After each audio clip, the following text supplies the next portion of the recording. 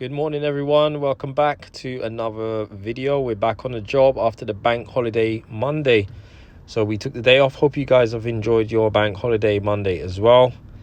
And today we are fitting the door, which we picked up today.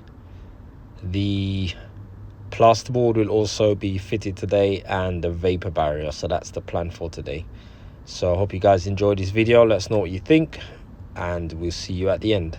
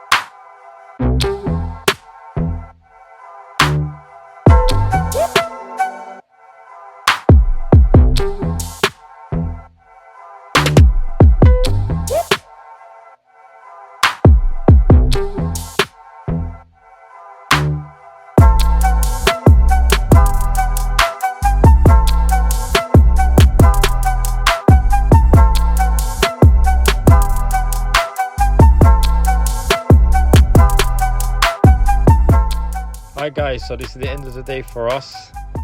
We almost completed the plasterboarding.